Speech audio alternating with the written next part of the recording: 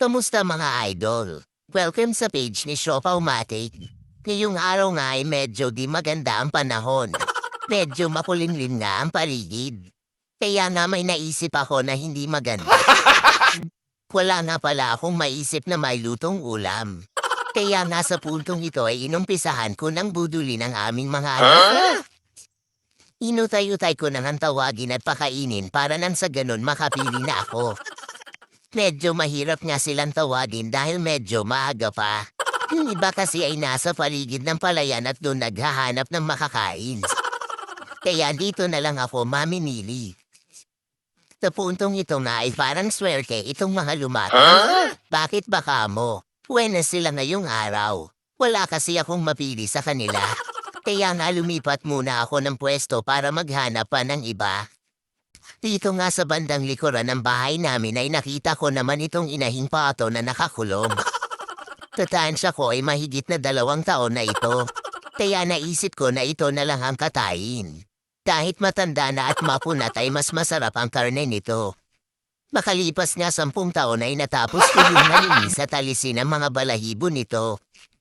Ilang minuto pa ay mabilis ko na itong nilinis at tinadtad nang sa ganon ay maisalam ko na. Ito nga pala yung antek na kaldero na minana ko pa kay Lolo Rizal. At madalian ko na din sinalan sa kaldero ang karne ng pato para mapakuluran. Nilaga ko muna ito na may tanlad at luyanan sa ganun mawala ang lansa ng karne. Hinayaan ko muna na kumulo ng matagal para mapalambot na ang karne. Ay tingnan daw malipad ang kaldero sa lakas ng gasolina.